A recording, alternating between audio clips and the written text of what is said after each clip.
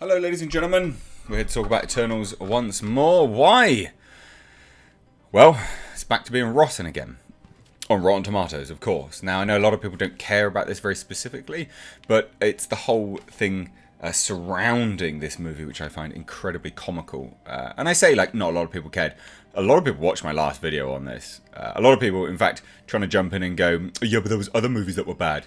The difference is, it's the critics that hate this movie. Whereas most people, most critics, most audience members, universally love all the other Marvel movies, right? This is one of those movies where I think, actually, the critics will align with the audiences, miraculously.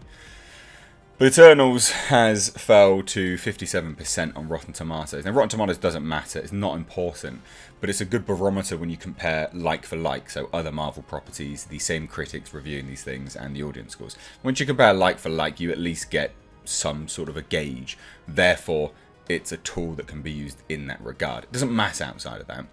It's really important. It doesn't matter outside of that at all. It's nonsense. It's garbage. But this movie has, again, like I said, once again fallen to 50% on Rotten Tomatoes, which is just, again, hilarious. Who'd have thought that? Who would have thought that? And I think what is potentially so funny about all of this is it's not just the fact that it's fallen to 57%. It's the fact that you've got the likes of Kamal Nanjiani jumping out and going, it's just review bombs. Who's review bombing it then, Kamal? What, the critics? The critics are review bombing it because of LGBT representation. Is that really what you think? Really?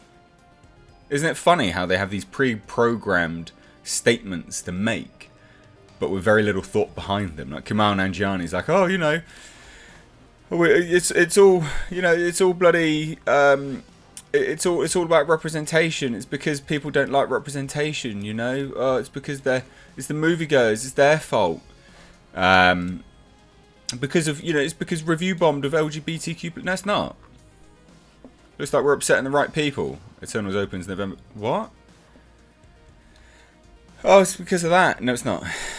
No, it's not at all. And that's the thing, like loads of people keep thinking that it's all just to do with that, and this is the trend that happens. We had Tim Miller dropping out to do a Terminator Dark Fate. You know, closet misogynists won't like it. Oh, you know, anyone who doesn't like it, it's because they don't like strong women. It's like, what? You're talking about Terminator fan base here. You know, the same Terminator fans that love Sarah Connor.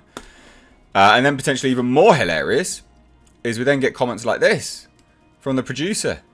Oh, sequel might not actually happen now. I wonder when they decided that. Remember, ladies and gents, this is the Marvel Cinematic Universe, a universe that is pre-planned. They have, like, you know, phase after phase after phase, you know, and then boom, they're like, oh no, it's not actually planned. We don't actually have a plan for this movie. Yeah, you do. Yeah, you do. You got plans if it does well. Of course you have. And this was in an interview with the Toronto Sun. Producer Nate Moore stressed the standalone nature of the movie. Of course he did. Of course he did. I think the Infinity Stones fell into our lap and really helped connect things in ways that felt unexpected and earned. If you just watch Eternals, you can enjoy Eternals and you can understand Eternals and you're good to go. Oh yeah. And then he says this. We felt that there was enough story that it could be a contained universe.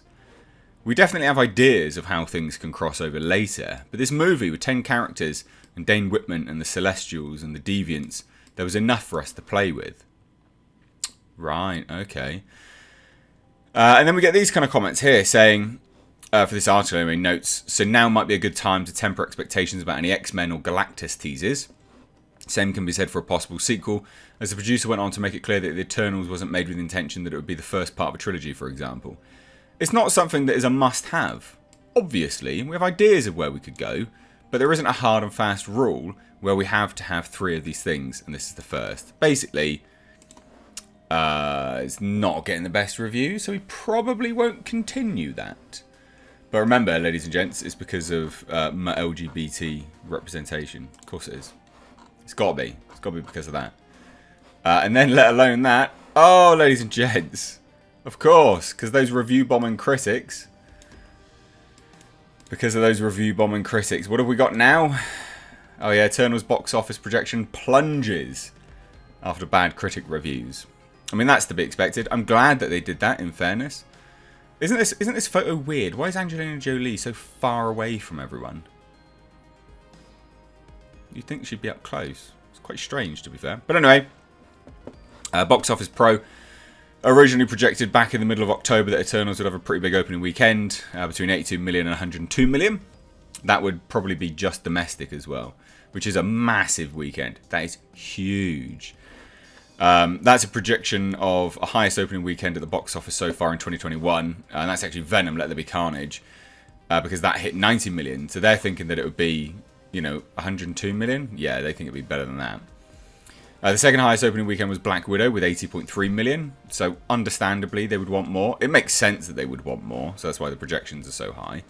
That means based on these original projections, Eternals would have the second highest or highest opening weekend of 2021, and they do. They do obviously think big things of this property. The people behind it think big things. Like, look at this. The sort of iconography behind it. Just how it's all framed. It is framed in a way that is like, wow, this is epic.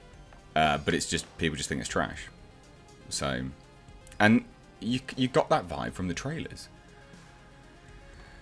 But Box Office Pro also projected the film would gross anywhere between 210 and 208 million in total at the domestic box office. On the low end, that would make Eternals the second highest grossing domestic film of 2021.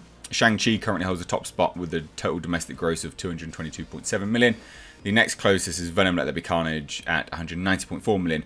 But that's like that mainly just because it's still in theatres, quite frankly. It's only been out, I think, for 2-3 weeks.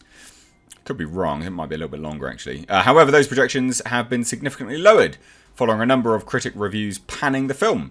In fact, the film currently has a barely fresh score. Nope, it's now back to 57%, so it's rotten again. As of writing the film, 60% tomato score, blah, blah, blah, from 136 reviews. Now it's actually got 147. The average rating is 59, 5.9 out of 10, and the average rating now... Actually, well, I don't want to click on another bloody page to show you that. Sorry, ladies and gents. But anyway, given these poor critic reviews, Box Office Pro has adjusted their box office projections for Eternals. They explain, we've also updated preliminary ranges for Eternals based on revised models factoring in mixed critical reviews. It's funny that, isn't it? Which are impacting social media sentiment and a potentially related slowdown in pre-sales activity for the next Marvel Cinematic Universe blockbuster. You know why they called them blockbusters, don't you? Right, they called them blockbusters because they would literally be queuing around the block to see them. This ain't a blockbuster. They now claim the film will have an opening weekend of 67 to 92 million. That's a big range. On the high end, that would be the highest grossing opening weekend of the year. However, on the low end, that sees the film tumble to the 5th highest of the year. Yeah. I mean, it's interesting. It's an interesting thing to kind of watch unfold. And like I said... I did the video yesterday or Sunday, I think it was. Basically, like, this is Marvel's first proper bust.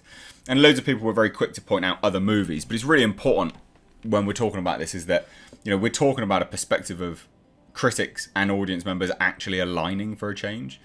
And this genuinely seems like that. But obviously everyone is to blame. It's never the fact that they make a bad movie. Of course, it has to be something else. Which is just bad. It's just bad ways of handling stuff. So there you go, Eternals, ladies and gents. Is it a bust? Will it be a bust? The box office is falling, but it's not because of bad movies. Well, it is because of bad movies. It's not because the movies are good.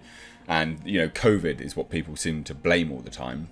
It's mainly just because bad movies come out. Who'd have thought that Venom, Let There Be Carnage, would hit, like, what was it, 90 million opening weekend or something insane like that? What was it? Like, who'd have thought that? Genuinely, who would have thought that? I don't think anyone expected that. Yeah, Venom hit 90 million its opening weekend. Venom: Let There Be Carnage. Wow. So it's not. It's not that the films. It's not.